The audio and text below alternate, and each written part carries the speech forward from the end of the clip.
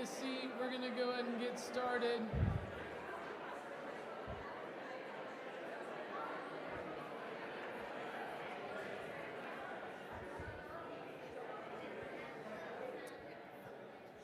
So we are working our way through the book of Genesis this summer, retelling these old stories that are probably super familiar, but kind of hard to get, you know what I mean? They're ancient stories, and we have these modern imaginations, so it's a challenge to read them well, especially our story for today, the story of Noah and the ark. I mean, we cannot read this story with modern imaginations and hope to get it. We have to try and at least a little bit think like ancient people, and it's tough because in the Bible, God lets the kids tell the story, and so it's always a little bit off.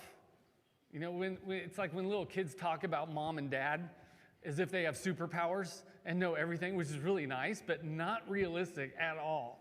Although to this day, I do swear that my mom could see through walls because she always knew when we were up to something in the other room. I don't know how, but she could know. And then by middle school, you know, it's like how little boys talk about their dads when they get into a little like dad off to see whose dad is cooler. I had a friend who always claimed that his dad punched a bear. But he stuck to it, man. Even through high school, he was saying, no, my dad punched a bear once, which is a weird thing to brag about, but he did. And then in the teenage years, you know, mom and dad typically undergo like a dramatic loss in IQ points. You know what I'm saying? And everything's a battle. They get blamed for everything short of climate change, you know. But then it comes back around, and eventually the kids start to see mom and dad aren't superheroes, but they're not villains. They're just normal people who are complicated and fragile and flawed and doing their best, just like everybody. And hopefully the result is a relationship that's deep and rich and lasting. And the way that God is portrayed over the course of the scripture is it kind of follows a similar progression, because God lets the kids tell the story. So early on, the story's full of magic and monsters and then rules and rewards. Sometimes God is more like a tribal chieftain who has a short fuse. Sometimes God's a disappointed parent or a jilted lover. But eventually their view of God would grow up, but it was always growing up alongside this people who were telling the story. And Israel, of course, was born in a world of polytheism. And in that world, you didn't have to try to believe in many gods. You knew for sure they were real. It was like death and taxes. This is a sure thing. And every hill had its deity, and every river had its spirit, and every nation had its own celestial customer service line, right, to the gods, which is about how helpful and attentive the gods were in those days. It was like bad customer service. That's about it. And they were moody and territorial, a little gossipy. They always put people on hold. And if something good happened, they were pleased. If something bad happened, they were displeased, and good luck figuring out why or what to do about it. And this is just how it was. It was a given in their world. So it's like if you think of Abraham, he didn't grow up humming "How Great Thou Art." He grew up worshiping the gods of Ur, just like everyone else. And when he heard a voice saying, "Pack up and leave," his first thought was probably, okay, so which God is this? And it took time along the way for him to start to suspect this God isn't like the others. This God isn't like demanding child sacrifices and rain dances. This God is speaking in promises, calls me by name, sent me wandering, but seems to be walking with me. Still, Abraham's faith was not what you would call monotheism yet. It's actually what's called monolatry. It's when you believe still in a lot of gods, but you only worship one. Although his family would always flirt with other gods. And it didn't help that the other gods like Baal and Asherah had way better marketing than his God. I mean, their worship was a big show, including lots of sex and violence. But Yahweh was always just had these higher demands like justice and mercy and even grace. And it really wasn't until late, like the exile period, when everything fell apart and they lost their land and their country and their temple, that Israel started saying, you know what, I think maybe those other gods aren't even real. we've almost like just been projecting shadows on the cave wall. Maybe there's only one God that we've really kind of misunderstood all along. And it wasn't until then till there was a full-blown monotheism. That's late in Israel's life. And even then, they would just keep putting words in God's mouth and actions in God's hands that God would later have to disavow and just be like, look, that was not me, that was all you people. And then centuries later, these weird Jewish Christians moved to what you could call a Trinitarian monotheism, saying actually God is three persons in one essence, which is the kind of sentence that almost makes you wish you would have just stuck with polytheism, at least then the math was easier to do. But my point is that their picture of God in scriptures progresses and matures over time. It grows more human, actually, even as it grows more divine. Because in the Bible, God lets the kids tell the story. And in the story of Noah and the ark, I think God's people take a big step forward. They begin to grow up a little bit in their understanding of God. It comes to them, this story, during that monotheistic phase when they were still kind of in a polytheistic, did I say mono? I mean poly, in a polytheistic world, right? Many gods. And they told this story of the flood not to be original, but to try to be honest. And in fact, what they did is they took a flood story that kind of everybody in that day and time knew and told, and then they changed the meaning of the story. So instead of a capricious God wiping out humans just to get a little peace and quiet, the Hebrew version of the story was about a God who grieves and remembers and covenants. And yeah, it's still a little raw. They portray God as angry and regretful. But remember, these are the kids telling the story. This is the first draft, kind of a preteen theological statement here. We have to give them time as they figure it out. And actually, for me, this is a big part of why the Bible, to me, feels so reliable, is that it's not perfect, polished, finished from the get-go. They show their work. It's kind of a field guide for this long, slow spiritual journey based mostly in failure, which feels like my life. When the kids tell the story, they often borrow things from culture and then alter them in ways that fit with this God. So most other Mesopotamian cultures had a flood story. Babylonians, Sumerians, Syrians, they did. In fact, archaeologists tell us it's likely because there was some kind of massive flood event somewhere around 2900 BCE, where the rivers swelled and the cities vanished and hundreds of thousands, if not more, people drowned. And really their known world became flooded with water. And they did what anybody would have done in their time. They started telling stories. They asked why, not like a scientific or meteorological why, but a theological one. And their assumption was that they had somehow angered the gods, and they told stories about this. And this is where Genesis enters the scene, not as the first one to ever tell a flood story, but almost as a kind of theological remix of those stories. They reimagined the ancient flood story to make a point about the God that they were coming to know. And the story didn't focus really on how it happened, although modern Christians really get hung up on the how it happened. It really talks about why. And the story, what it reveals is this God who might not fit with how they had thought of God up to that point. But the important details in the story, they weren't like it's not like the dimensions of the boat or the number of animals inside and how the lions and the lambs both were okay in the same space. Although the logistics truly are hilarious if you try to read them literally. They are funny. But they weren't asking that. They were asking, how can God preserve life? What kind of God will remember mercy and keep this from happening again? These are all very relevant questions for all of us. Like, is there a God who's patient and true and faithful, a God who doesn't mind being misunderstood from time to time, as long as the story keeps going forward. So this story comes on the heels of the story we told last week about Cain and Abel. In that story, God was trying to help them see that life isn't fair. This is a deep assumption of Genesis. And there's no grace in nature. It's brutal, but there's grace in the life of God, and so humanity is supposed to embody grace within creation. So their job is not to rid the world of tension or lack or contradiction.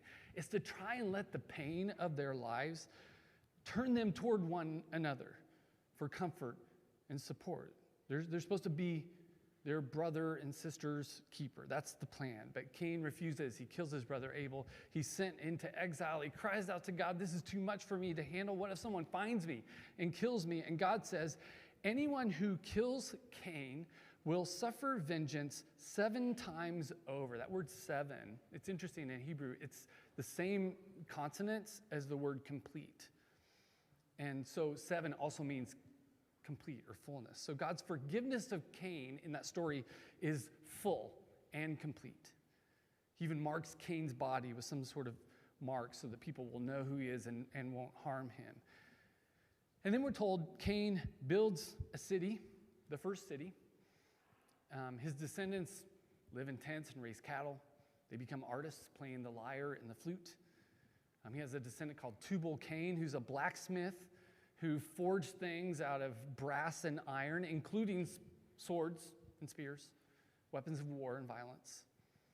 We're told in particular about Lamech, he was 6th generation after Adam, through Adam's son Cain. And we're given this detail about Lamech's life that signals kind of where this whole Noah narrative is going. We're told Lamech was wounded by some man, and he just kills the guy. And then he's struck by a boy, and he just kills the boy. And then he brags to his wives, "I've killed a man for wounding me and a boy for injuring me. And if Cain is avenged 7 times, then Lamech 77 times." Remember, this is all leading up to Noah, right? You got this descendant of Cain thumping his chest, bragging about his own violence and vengeance, claiming that God will vindicate him completely, just like Cain. He's claiming that God's mercy with Cain gives him license to kill whoever he wants for whatever reason. And so in this story, it's moving fast here. It took 1 generation to go from Adam and Eve to Cain and Abel and the first murder. And then it took just 6 generations to have Lamech just openly claiming God will vindicate him for as violent as he wants to get. And then by the 7th generation from Adam, you have Tubal-Cain, the first arms dealer, manufacturing and selling weapons of war. And then there's this little bizarre passage, like seriously one of the weirdest things in the Bible. It's about the sons of God and this race of giants called the Nephilim, who start coming down and mating with the daughters of men who they find very attractive, it says. And it's actually just the kind of thing that was very common in polytheistic cultures. The gods were always having kids with humans, you know. And God intervenes and says humanity needs to stop it. They're trying to act like gods. They need to find their true place in the world because everything has its place. And so God intervenes and refuses to let the humans become divine. That actually the rabbis, when you read about their interpretations of this, they all say they consider this to be a very self-conscious move against the polytheism of the day. So they're starting into it. The God of the Greeks and the Babylonians and Sumerians, that might be how they act. Israel's God acts differently. This God wants an ordered creation, and that order can't be disturbed.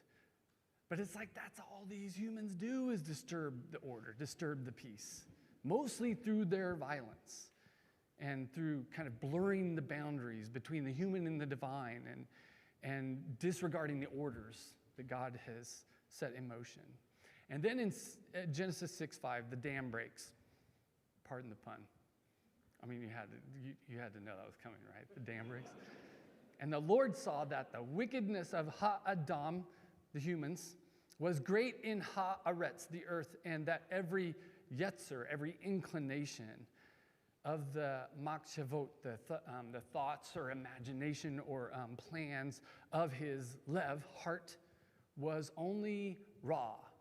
It's usually translated evil, but it just means bad. It's usually bad. And the Lord regretted that he had made the humans on the earth and was atzab. It means aggrieved, regretful. It's a really anguished word in his heart. And the Lord said, I will wipe out the humans who have created from the face of the earth, both humanity, the animals, the birds, and the creatures, for I regret that I have made them. But Noah found chen, grace, favor in the eyes of the Lord. The Hebrew people to this day have this phrase they use. It's yetzer hara. Say yetzer hara. You might want to hang on to this phrase. It's very helpful. I say under my breath all of the time when I'm watching things happen. It just means the evil inclination. And it's really the oldest way of talking about the way selfishness and disorder and violence have taken hold in human life. And in Genesis here, we can see that Yetzer Hara has really taken over. It says every Yetzer, same word, was only Ra. Every inclination was bad. But God's response here is not anger, or it's not like violence. It's atzav, this painful, heart-wrenching grief and regret. So humanity's wickedness and God's grief track together always in the story. So God's not like an angry tyrant ready to pounce. God is a grieving parent. It's really the characterization here, whose children have chosen this violent, destructive path. And it's not just ruining their lives, it's going to ruin all of creation that's getting twisted and corrupted. We're told the earth was corrupt before God. The earth was filled with violence, for all living beings had corrupted their ways on the earth. And God said to Noah, the end of all living beings has come before me. That phrase, it's like having a vision. God is seeing into the future, can sort of see where all of this is going. And he says, because of that, they're ruining everything. I can see where it's headed. Because of them, the earth is filled with violence, so I will destroy them along with the earth. So God's portrayed as a parent whose kids are just making a mess of everything and just grieving the heart of God. And so God says, I can see where all of this is going. It's almost like I wish I would have never even had these kids. That would be better than all of the grief and just the heartsick feeling of watching them disorder and wreak havoc on creation. In the other flood stories, like the ancient Sumerian flood story, it's called the Epic of Atrahasis. Enlil, the god of weather, decides to destroy human beings because they're too noisy and he can't get any sleep.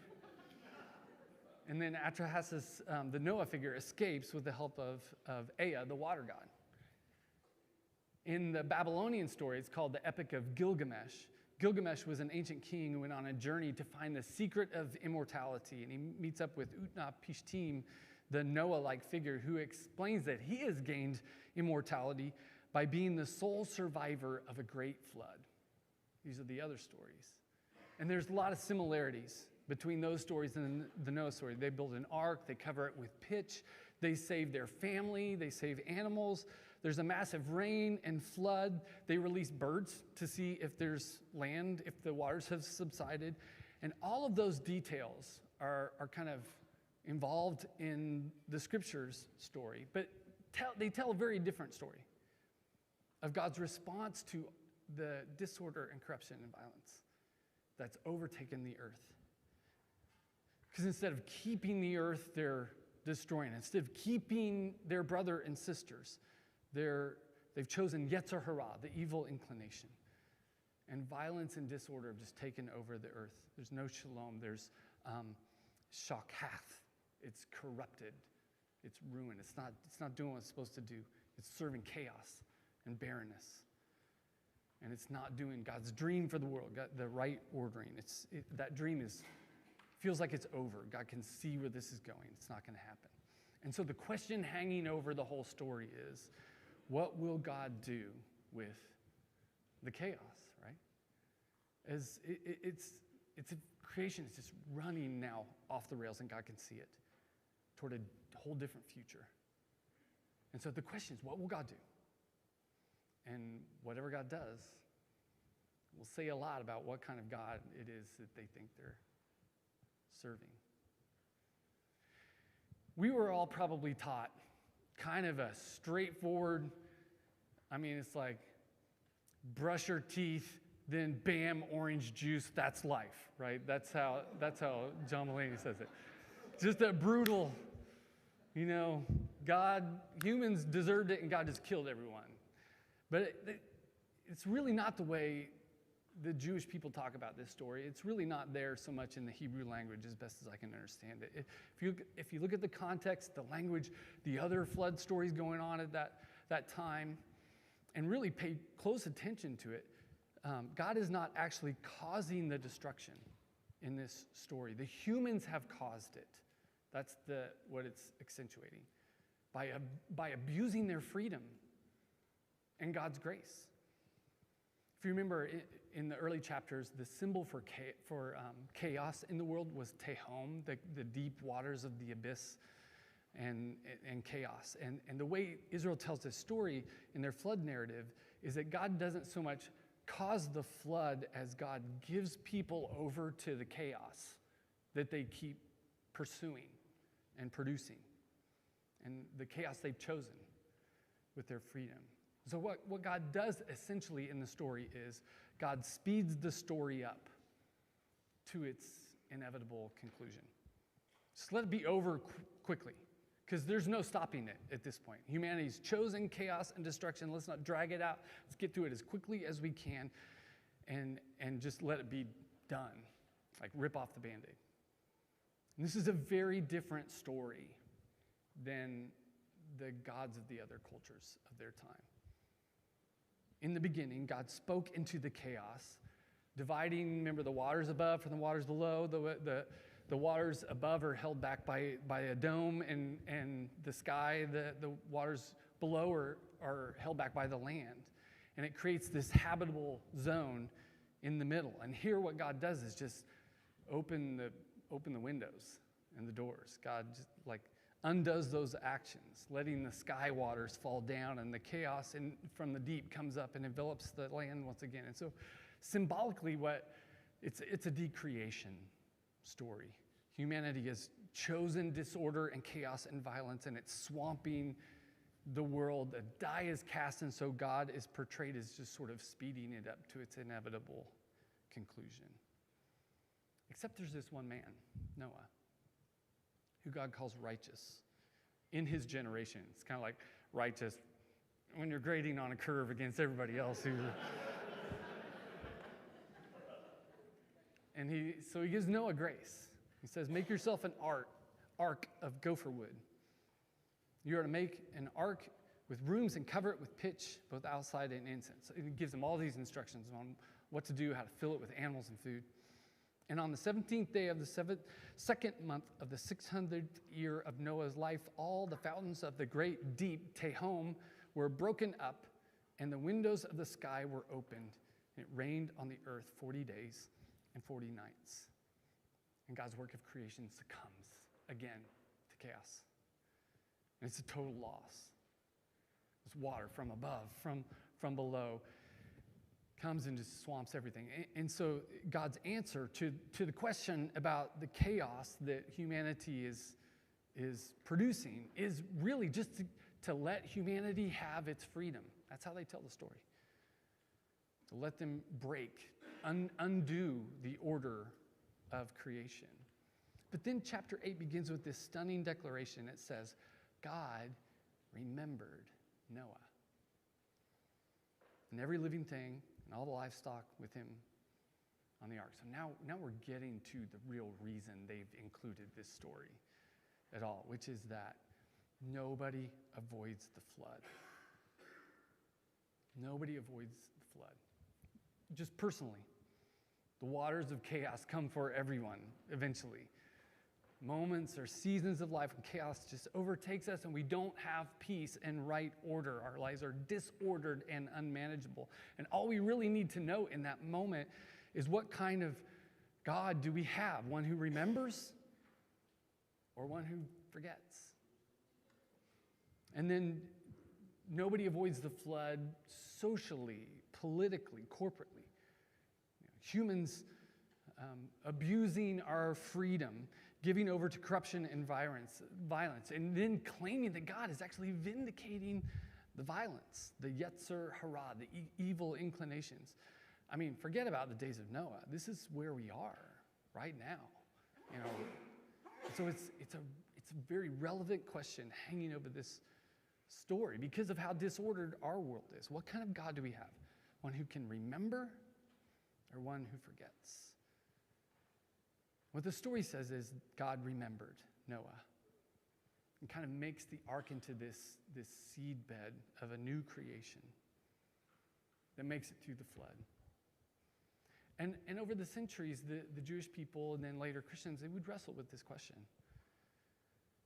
Is God going to remember us when the chaos comes? It's in the Psalms and the Proverbs. It's in the prophets, in every story of a barren woman or a struggling monarch. Anytime the waters of chaos threatened the people of God, the big fear was God would forget about them. And the chaos of our lives, our own lives, kind of begs the same question. Will God remember or forget? And what Israel preserved in this story is that this God who they were just figuring out all along, this God is a God who remembers. Even the waters of chaos can't cloud the memory of God. This is deep in the Hebrew imagination. I mean, think of Mary's song from the Gospel of Luke. He has looked with favor on the lowliness of his servant. He has helped his servant Israel in remembrance of his mercy. God remembers. Think of Daniel in the lion's den. We're told God remembers Daniel. Think of Joseph in prison in Egypt. God remembered Joseph. Shadrach, Meshach, and Abednego in the furnace. It says God remembered them. To remember is to, in a sense, take something that has been dismembered and remember it. Stitch it back together to God, to itself, to others, to creation, rightly ordered. God is remembering. God's memory is the last ground of hope. It's what orders creation. God remembers, and that remembering draws us back into the story, back into a life of order and flourishing. I mean, you think about how much water plays into the life of Christ and his actions. It's a lot. He turns water into wine, passes through the waters of baptism, calms the seas and quiets the storm. He walks on the water, like orders the chaos enough that he can walk on the chaos, water's chaos. He crosses the waters from Jewish land to Gentile land and back. I mean, Christ is revealing this God who is about ordering chaos through remembering things that have been dismembered. And doing this always through an offer of grace. It's always through grace. In the story, what happens is the storm ends. God sends wind to dry the land. The ark comes to rest on Mount Ararat. Noah and his family emerge from the ark. All the animals get out, take off. He builds an altar, worships God. It's looking good. And then he plants a vineyard. And then he makes some wine. It's not looking so good now. Then he gets hammered drunk and passes out completely naked in his tent and ends up cursing one of his own children. And God's just like, no. And there's this moment of reckoning within God's own life. He's like, what have I done? I mean, after all of this, all the grief and regret, all the destruction and corruption and violence, after God's memory has rescued them, after all of God's grace, Noah emerges. Nothing has changed. chaos survived the flood. The Yetzer Hara survived the flood. And he immediately starts making a mess of things.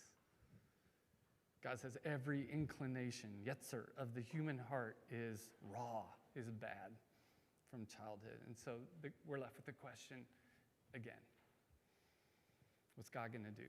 What kind of God is this? And this is what happens. God makes this promise. Never again will I curse the ground because of humans, even though every inclination of the human heart is bad, raw from childhood. Never again will I destroy all living creatures as I have done. As long as the earth endures, seed time and harvest, cold and heat, summer and winter, day and night will never cease. And then comes Genesis 8 and 9, this section where God sort of retraces the early Genesis 1 and 2 creation story. He gives them dominion over the animals of the earth. He tells them, be fruitful and multiply, fill the earth and subdue it. He tells them what to eat and not eat, just like with the trees. It's a new creation story. Only this time, God enters into this explicit covenant relationship with humanity. It's like God realized the only way they're going to figure this out is if we live in fidelity. God and these people, and then these people with each other. And what the Hebrew people do in preserving this story is they preserve the memory not of an angry, vengeful, violent God, but of this God of grace, of endless second chances. God gives them actually a symbol of God's grace, of the promise. The symbol is the rainbow.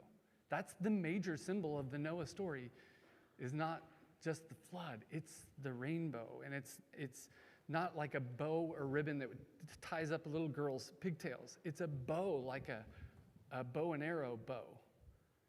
It's a weapon of war, of hostility and violence and retribution and revenge. God takes the weapon and lays it on its side, and that's the bow.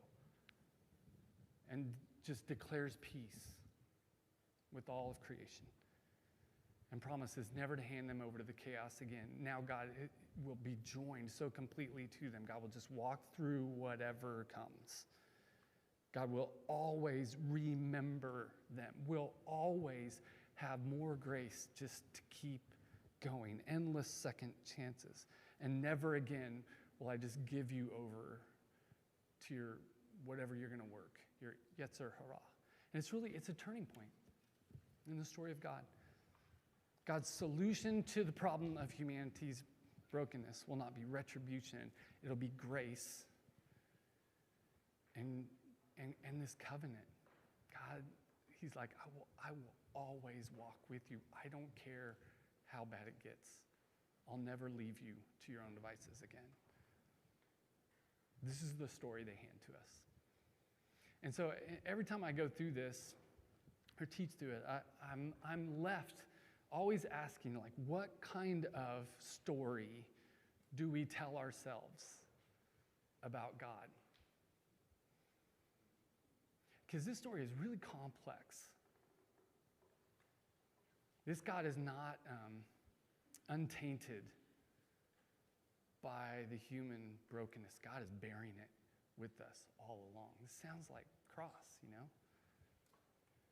But what kind of story we tell about this God, it's going to have a huge impact on our lives. We're going to pass it on to our kids, to our friends and neighbors and coworkers. Is it a story of grace and endless second chances? Or is it this God who hates who we hate and wants to destroy them? And it turns out that the way of judgment and exclusion and condemnation, it always leads to violence, and it always just floods the world and disorders it. And God, what God has promised is, I don't want to ever give you over to that chaos again. And then invites us to see, violence always just produces more violence in this spiral of retribution and loss. And God is not looking for that. God is looking for order. And the kind of order God is looking for only will come through grace. It stems from grace. And that's the defining symbol of the story. It's not the flood, it's the ark. It's not the waters or the death and destruction, it's the bow, the rainbow. The sign of peace, of covenanting, of always coming back for more, endless chances, endless second chances. The story of Noah and the flood in the end is about a God of endless second chances. And it makes me wonder what could happen if we all begin to tell that story about God. If we imitate that story, embody it in the way we live our lives. Let's pray. Oh God, we do want to live a story of grace and endless second chances. We want to have a grown-up picture of you and your response to the mess we've made, one that doesn't overwhelm our freedom, but that doesn't leave us alone, you know? But we feel so alone, and we're still making messes. So our prayer is that we can hold you to this story, that you'll just keep coming back with endless second chances, with fidelity and covenant, and that you'll walk with us, because we need you here.